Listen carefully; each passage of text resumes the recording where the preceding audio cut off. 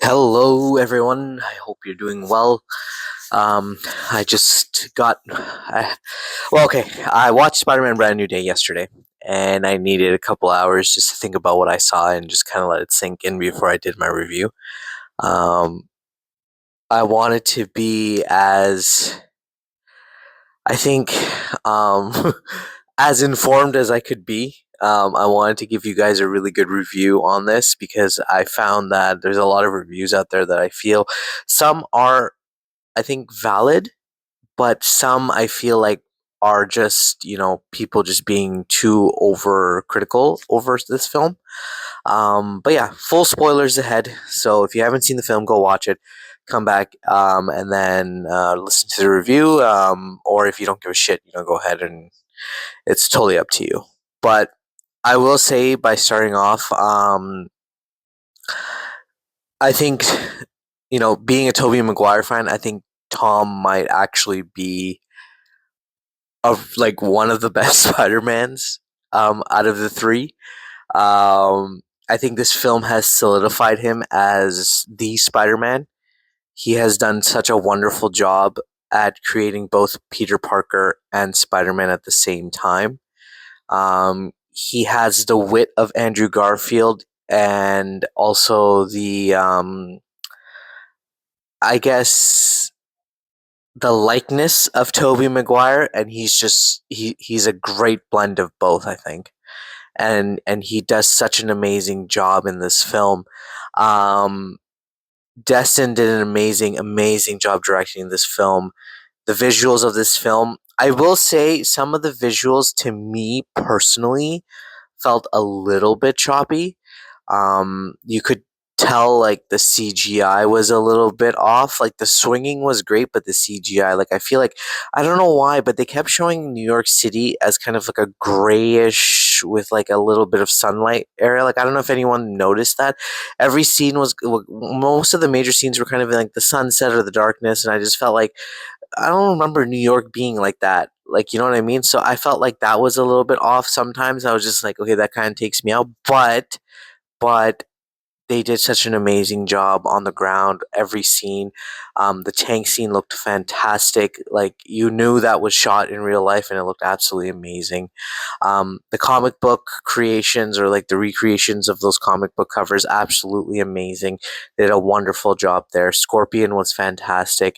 He is not the main villain. And for whatever time he had left on in screen or on screen, he did an amazing job. Shout out to Mando. He did a fucking phenomenal job as Scorpion. I hope they keep continuously bringing him back. He is a fantastic villain, and I think he works so well with the Spider-Man. Tom, again, there's not enough praise for this man. Phenomenal job at that. Zendaya as well as MJ, amazing job. Jacob, amazing job. The CEO of You Know What did an amazing job playing their characters. Uh, I think the highlight of this film was probably two things, in my opinion. Um, John Bernthal's Punisher, absolutely phenomenal. I think the banter between him and Tom, like super funny. I think like everybody was dying in the theater. They were perfect. They were like two brothers just fighting each other, just trying to figure out where they stand with two different opinions. It was just honestly, it was like a dream come true to see these two working together and to bring these two characters together after such a long time. Um, and in my opinion, the Hulk. Mark Ruffalo, God bless this man's soul. Um, he brings such a nuance to the character, and I think this was the first time where seeing the Hulk, like even Smart Hulk and him as Bruce Banner brought me so much joy because we got to see the original Savage Hulk, and I think that's the Hulk we've been waiting for. Because I remember when that happened in the movie, like I literally screamed boo, and like everybody in the theater started going off, and we were just so excited to see, you know, um, Savage Hulk back, and they did such an amazing job at that as well. Um, what like I there was so much in this film. I think they do such a great job of showing Peter, trying to manage between this kind of single life where he has kind of no one, and his best friend is Officer or Detective DeWolf, who does an amazing job as well. And that's his only friend, and she doesn't even know that's Peter Parker. She just knows him as Spider-Man, and and she's doing that, and it's just it's sad. It's a sad thing to see, but it's also like at least at least he has someone to do this, because it's so tough to be alone, and having at least the detective on his side and just going through everything with him is just it's beautiful. It's a nice little friendship. um you know I think personally, like, this film really sets the bar high for a Spider-Man film. I think they do a really good job at, again, bringing Spider-Man to the spotlight. And one of the most amazing things about this film is the suit. The suit stands out. Like, this has got to be one of the best Spider-Man suits because, again, they've mentioned this multiple times. They've taken inspiration from both Toby and Andrew, and you see it on screen, and you're just like, this suit is so crisp. Like, it is absolutely amazing to watch. I think he's in the suit like 95% of the time, um, which is something that we don't typically see in the Spider-Man films, right? There's like a good combination between Peter Parker and him, but he's in the suit for most of the movie, and it's like he's just it's just so natural. It just looks absolutely amazing. The costume designing team, they did an amazing job on the suit. Let's shift a little and talk about, I guess, what is the main villain of the movie. Um, they kept teasing that somebody else would be the main villain, but it ended up being what everyone just assumed from the trailers, and everyone, on the internet had already made up their mind, and which was that Jean Grey, obviously. This is the introduction of Jean Grey. This is the introduction of the X-Men universe and the mutants and everything in the MCU, and they are here, they are alive, and they are doing their own. They're coming to us, right, to the MCU. And I think a lot of people had the criticism that Spider-Man has a huge rogues gallery, like you could have used any particular villain, but to use an X-Men as a villain, it kind of doesn't work. To a certain extent, I understand the criticism. I think um I th- I think I get that. Like, I understand that to a point, but I also kind of see how this introduction kind of works at the same time. The reason why I say that is, besides not knowing who she is and what she represents in the sense, right? Like, if we were to just pretend, like, for a minute that we didn't know that was actually Jean Grey, she was a very menacing villain. She really tested Spider-Man. She really tested Peter, pushing him to the limits.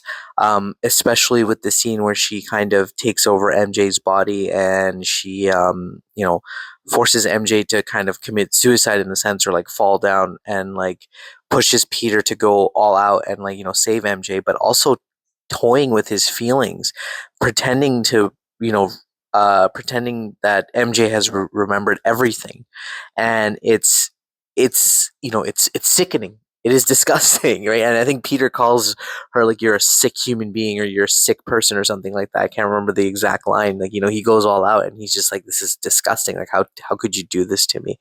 Right? So as a villain, that's menacing. That's pretty crazy, and I think she does a really good job. Her motivations, again, are, for her to find her sister, Sarah Gray. I think it's Sarah Gray.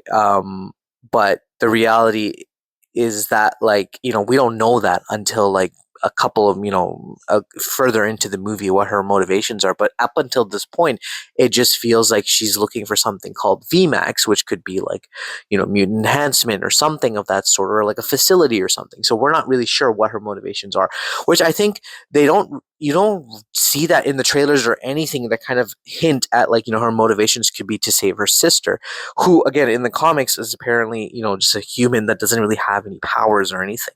So they kind of, in this film, they went on a different approach, and they've given her telepathic powers just like her sister Jean.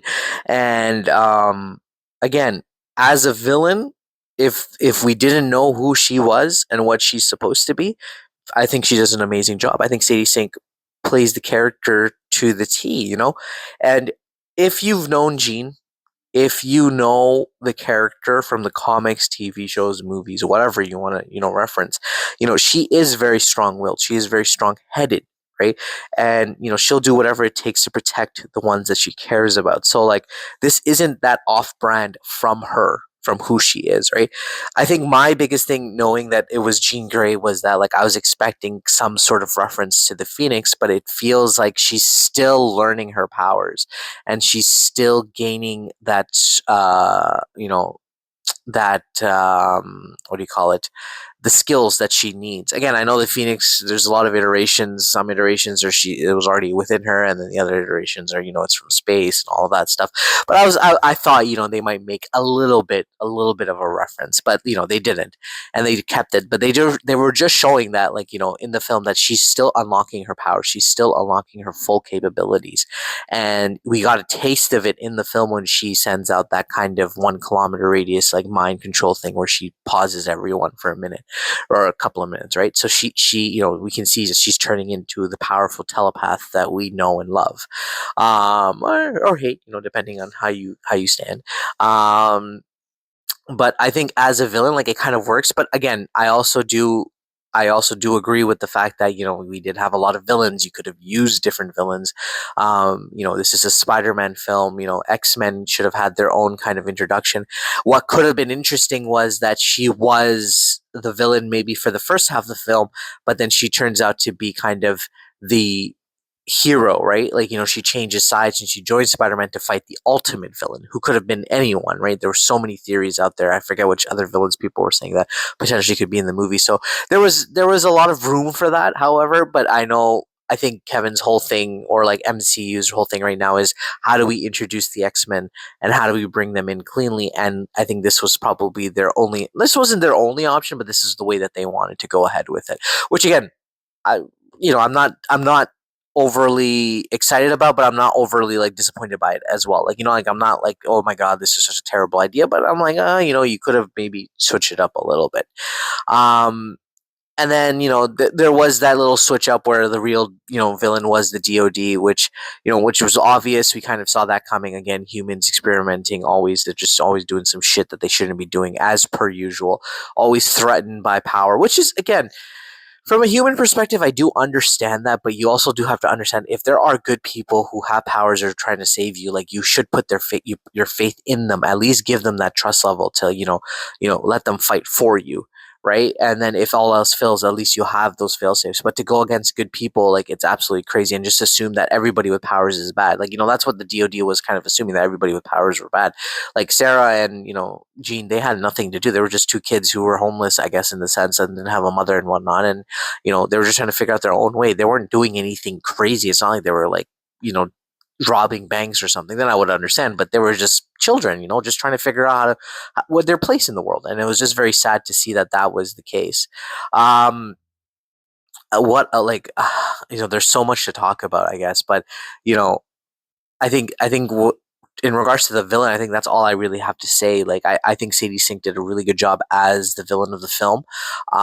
Again, I do agree with some of the criticisms that we could have used other characters because Scorpion was barely kind of in the film, but he was still pretty good in it. Like he still had his moments, and I think they did an amazing job with the fight scenes and everything. But yeah, I think it wasn't a bad idea. Could it have been better? 100%. But I still think it was, still worth the watch, and I think a lot of people might be over criticizing it a little bit from that aspect. Moving on, the fight scenes absolutely incredible. I think there are about four major fight scenes in the film, which were all shown in the trailer, which was another criticism, which I think is a fair criticism, and I think I have to agree with that one. I feel like they should have saved some of the major fight scenes for the film instead of showing us. I think that would have been a nice surprise, although we kind of saw most of it. So but others could argue that like most of the stuff that they showed in the trailers were already shown in like the first half of the film, which was like, damn, what do they have for the last half? Which they did have a lot of stuff for the last half, which was pretty interesting. But going back to the fight scenes, I think all four of the major fight scenes were really well done. Starting with the tank fight scene, really, really good. Moving on to the scorpion fight scene, that was my favorite. I think that was like literally watching like a boss battle happen. Not only that, but it was also like like straight from the comics, like TV shows. It was like watching an episode of Spider-Man, fight Scorpion. Really well done. The idea of him evolving and changing and everything really played really well in that scene. We see him lose control for a minute and kind of go off and almost hurt civilians, and then him coming back and being like, "I can't believe I did this. Like I didn't mean to."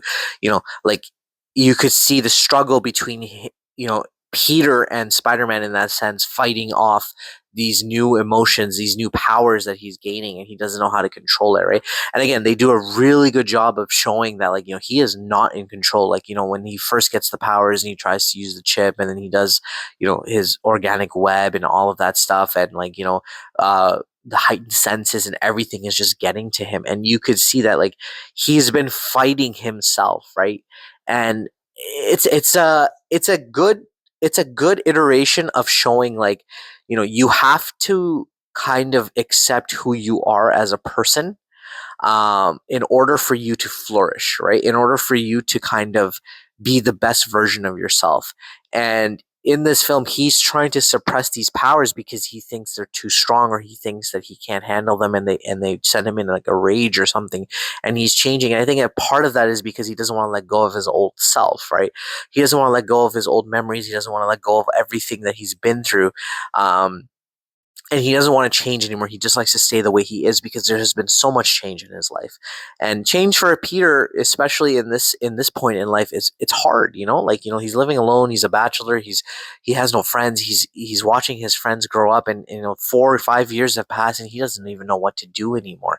And it's so sad watching it, but he's just trying his best to kind of just keep his life as normal and as unchangeable, I guess, in the sense, as much as he can.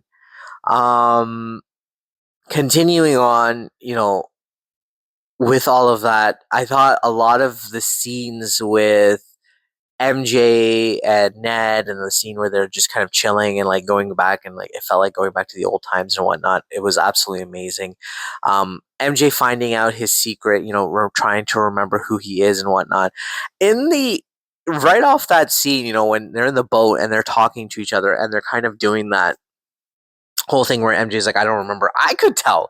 I'm not gonna lie. I could tell that MJ kind of knew who he was, and I think she also understood and respected the fact that, like, he didn't want this for me, and I understand why. But I also need to protect him too, because if he's always protecting me, how will he protect the city? And I think that's MJ's mentality, right? And it's sad to see that. It's sad to go through that, but that's the reality, right? It's like, if I push myself away and keep myself, and he lives in this kind of bubble where he thinks that I don't know who he is and I don't love him and stuff, then he won't have to worry about me, right?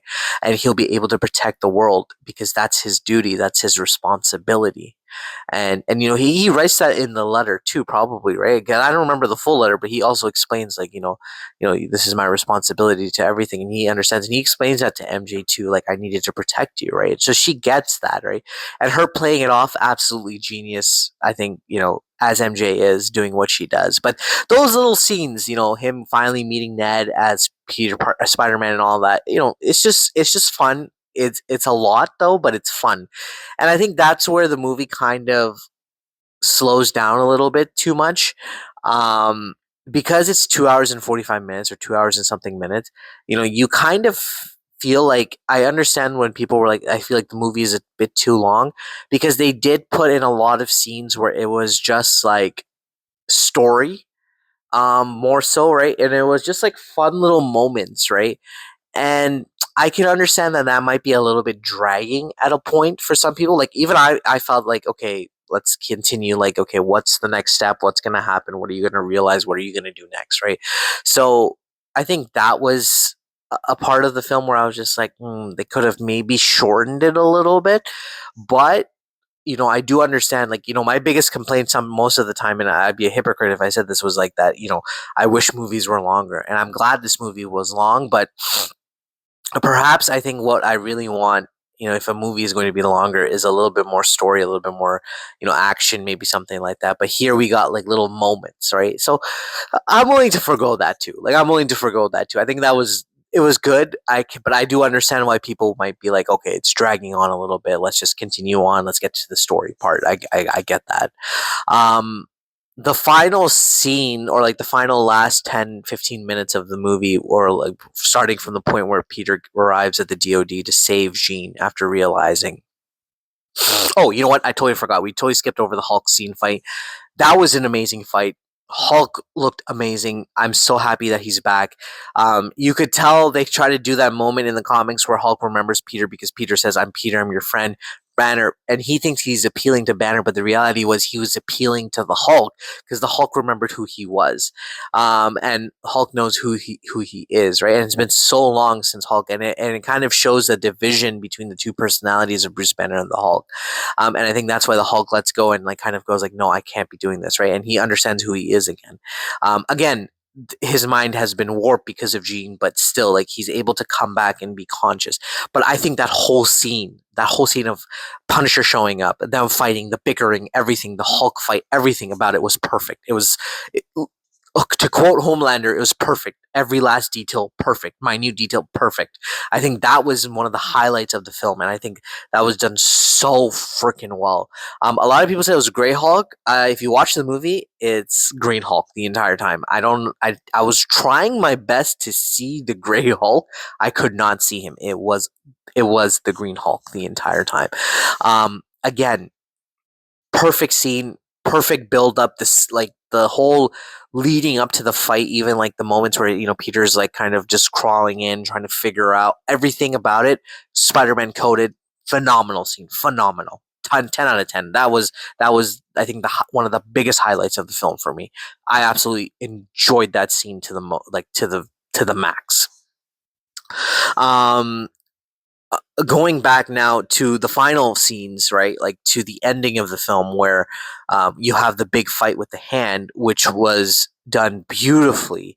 I think the music, especially when he finally realizes that the only way to beat the hand is to allow to be himself and to let the monster out, right? And then he says it. He's like, I can be both. I can be both Spider-Man and Peter Parker. And he realizes who he is, and he's able to control the powers that he has been given. And be able to regulate himself, right? When he hits that guy in like the hand minion or whatever, and right before he's about to be impaled, he stops him. You see that this man has now become Spider-Man. He is now the they have become one. Peter Parker and Spider-Man has become one. They are now one person, and that is just a beautiful moment, especially with the Spider-Man theme playing in the background and him doing all those fight moves and everything about it. Just him realizing how strong he is, how much power he truly has, and trying his best to regulate all of that, bro. You don't get anything better than that. Like, that's just pure cinema. Again, another huge highlight moment. Does it beat the Hulk scene? No, and not in my opinion, but it comes close. It definitely comes close, and they do such an amazing job. All the way to the end to, see Jean kind of fight him again and like have to make a choice whether to be good or bad in that scene, right? And taking taking that moment and letting Jean go into Spider-Man's mind and see his aunt and everything, seeing Aunt May one more time, having that conversation, letting Spider like Peter know that like you can't do this alone, and you will always have us, and you have to remember that, and that's your greatest responsibility, right? Again, touching and emotional scene, absolutely beautiful. It helps Jean kind of realize who she is, um, and what she and kind of it also kind of makes her realize that like what she's been doing has been, I guess, the wrong approach, or like it's that there are people out there that can help her, and she is not alone. That's the whole point, right? She's not alone. Whether it's Peter or whether it's somebody else, she can find people that might be able to help her, and Peter's like, you have me. no matter what, Jean, you have me. I will be there for you, right? And then Frank again. I was trying to. I still don't understand how this scene works. I was kind of mind boggled on my own, but it is what it is. It is a comic book movie. Sometimes you just can't ask everything. But I guess what I didn't understand was like, how the fuck did the Punisher know where to shoot? Like, there was nothing there. How did he see that? You know what I mean? Like, I don't care if he had a megascope. Like, how was he able to get such a perfect shot?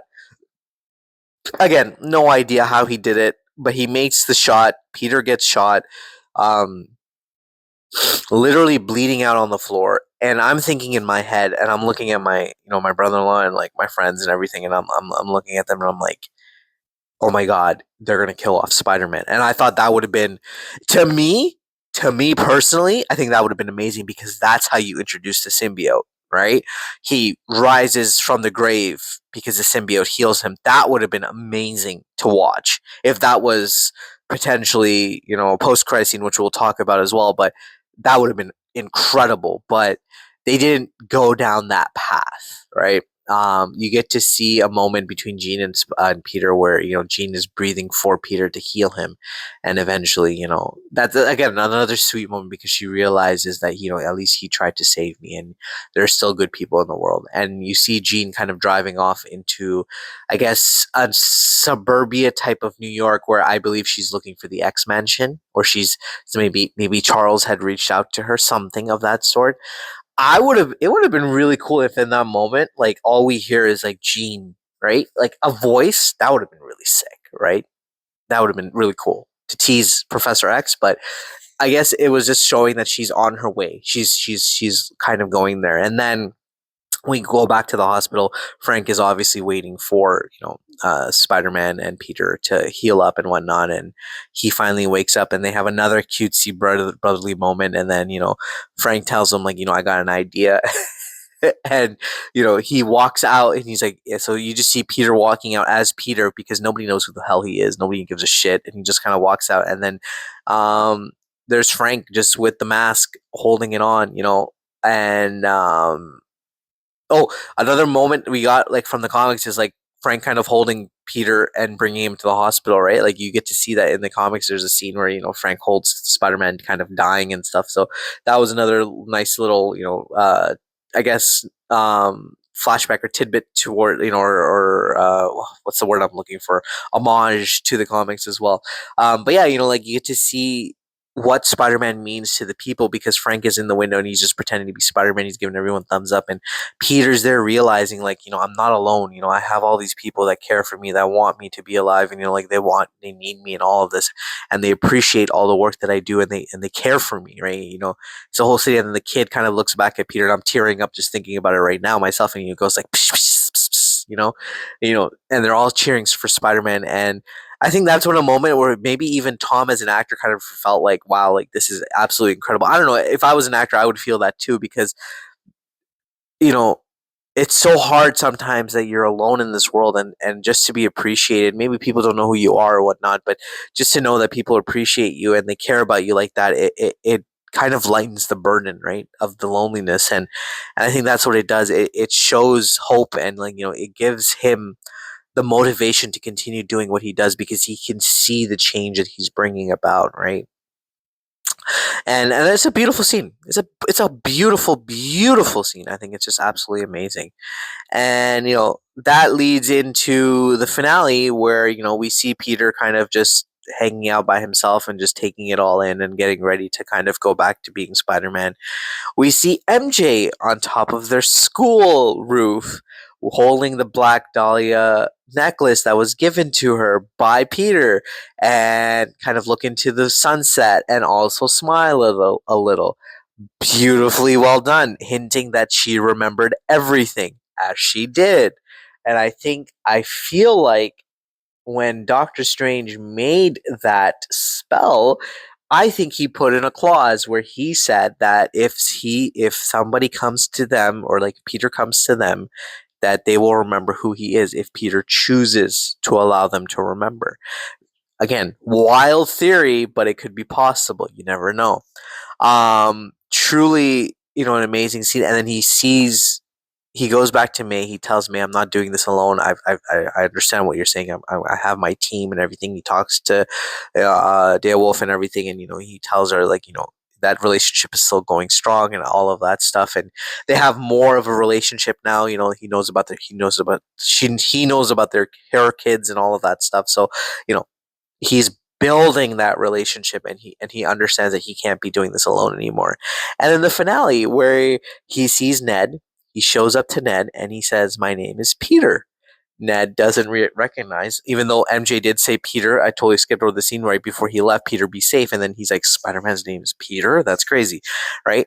But, and then they do their handshake, and Ned's muscle memory kicks in to the point where Ned looks up, shakingly saying, Peter. Now, this could mean two things. One, he remembers who Peter is. And that brings, like, I can't even tell you how much joy that brings to me, because throughout this entire film, every time he sees Ned, I think his heart breaks, and it actually makes me want to cry, because it's like, bro, this guy's so lonely, and his best friend doesn't even recognize who he is, and that's so sad, right? That's one thing. And the second thing is that maybe he remembers that MJ calling Peter Spider-Man, and that's what triggers him and goes like, oh yeah, now I know who you are, but I still don't know who you are, right? It could be two things. It could be those two things. I don't know which one. I'd rather it be the first choice, but it could be the latter. Who knows? And then the film ends, and you're sitting there kind of in awe, and you're kind of like, "Wow, that was an incredible 2 hours." Like it went by so quickly. For some people, it went by a little bit longer. Some people it went by so quickly, and you're just like, "Wow, what a movie!" I will have to give this film a solid. I'm going to give it a solid 9.5 out of 10. I think they did an amazing job. Is it better than Spider-Man 2? No, but is it close? Yes. Is it close? And I'm not saying that as a Toby fan, even though I know I made it very clear that I am, but I'm saying that I think there could have been a few things that could have been different. Um, and that could have really impacted this film to be one of the best Spider-Man films, but it is up there. It is up there as one of the best films. Don't let anyone tell you that it's not. Don't let anyone tell you that this is a terrible film. Don't let anyone tell you that this film doesn't work. This film does. It does an amazing job. Does it beat No Way Home? Yes, I think it does. As a solo Spider-Man film, I think it really does beat No Way Home. No Way Home will always be special, and that is only because the truth is it does have that nostalgia effect of seeing all the favorite actors and characters that we love to see come to back to life, and bring them to the big screen all together to have an ultimate showdown. That is something that no matter how many times you watch it, you will always smile and go like, wow, that was absolutely amazing. And even the emotions that came from No Way Home. But Brand New Day is a brand new film. It brings a brand new perspective on Spider-Man, and that's something nobody can deny. I have to say, nobody can deny, and I think they did an amazing job. This movie is a 9.5 out of 10 for me. I thoroughly enjoyed it. I loved every second of it. Some scenes were like, oh, okay, we can move on, but most of it, I loved it. I thought it was amazing. I can't wait to watch it again. I hope I get another chance to watch it in theaters again. Um, I'm happy about where it's headed. I know that the future Spider-Man films will also be even better and doing amazing things, and they're going to hopefully really tap into the Spider-Man lore. And I really want to see Green Goblin. I think I'm ready for Green Goblin. As much as I want to see Venom come in, I want to see Green Goblin come in. I want to see him working at the Daily Bugle. I want to see all of that. I know the MCU, it might be a little cliche to have all of that, but I think we're ready for that, and I need that. And I think we're heading in the right direction, and I hope the next film focuses slowly on that, and that we're not. It's not overshadowed in the sense of like bringing in other characters. No, you can still have like the combination of the Punisher being there works, right? You can have Matt Murdock, you can have Daredevil, you can have other characters come in, Black Cat, whatever you want to do. You can have those characters come in, but more importantly, I want to see a Spider-Man film with a Spider-Man villain, and especially kind of made this way. you know, where the stakes are high, where everything is going crazy, where we get a ground level Spider-Man. I want to see him fight a Green Goblin. I want to see him fight a Venom. I want to see him fight a Carnage. I want to see him fight a Rhino. I want to see him fight somebody, you know, Craven even. Bring in Craven. I'm so down for Craven to come in and really test him because we can see that Tom is ready for that. And you know, if the last scene tells you anything, like Tom will literally destroy Craven, and I'm so down to see that fight happen. Um, Granted that I think you know they did an amazing job, but let's focus on um the post credit scene. The post credit scene, in my opinion, you know, I I wish it was longer. I wish it really was better, in my opinion. All it shows is the app, the Spidey tracker app that Ned designed opens up, and Spidey, it says Spidey's new location, and it just keeps zooming out, zooming out, zooming out, and we see the Spider-Man tracker or the marker kind of moving into space, and he's just in space, and he passes into a planet or something, and that's it, done. Now, this again, two things. This means that either Battle World has been completed and Spider-Man has been transported there, and you know that means that of obviously Doctor Doom has won Doomsday, but we already know Dooms will probably most likely win Doomsday, right? Like you know he will destroy everything and he will create Battle World. Two, it could be that this is hinting that Spider-Man will return. They didn't say in Doomsday though. At the end of the film, they said Spider-Man will return. I think that he will return in Doomsday because there is a scene in the trailer where we see Steve and we see Thor on a spaceship, and there's a couple of people behind them. Potentially, that could be Tom Holland Spider Man. That potentially could be Spider Man in the back. He might be on a spaceship and they might be heading out, maybe because they need him, right? So you know that's possible. It's very possible, and it could work. You know, he did an amazing job in Infinity War. He can do it in Endgame. He came back in Endgame. I definitely can see him doing that. So I think those are the two possible answers to that question. Could it be that that's where they're headed? I don't know. We'll only have to wait till Doomsday. But I think that post credit scene, I just genuinely feel like they should have done something more. I would have loved to see a Venom tease. I would have loved to see just not even like how they did the new Avengers, right? Yelena. I would have loved to see that. I totally forgot Yelena was in this film. I'm so sorry to all the Yelena fans if you get this far. She does an amazing job. That's all I gotta say. She does an amazing job. She's in the film. She's super funny. You know, adding her in, it kind of again the biggest thing was that these films never connect to one each other, right? Like they never connect the bigger world, and they did that, right? They bought the TV shows together through Frank, and then they bought the movies back through Yelena and Bruce Banner. So I love that they were able to share this world, and I think you can only do that with Spider-Man, and they did such a wonderful job. So Yelena, we love you. Welcome back, Florence. Fantastic job. But yeah, I think I've spoken enough. I think I don't even think anyone ever makes it past the first 30 seconds of my thing. So if you made it past that much, I thank you for staying and I thank you for indulging me and listening to my opinions. I would love to hear what you guys have to say. I would love to hear what your thoughts are on this film. So please do leave a comment or a like or a subscription or whatever you want and just let me know. This is a 38-minute review. I have no idea what the hell I'm doing, but yeah, have a wonderful day and I'll talk to you guys soon. Bye bye now.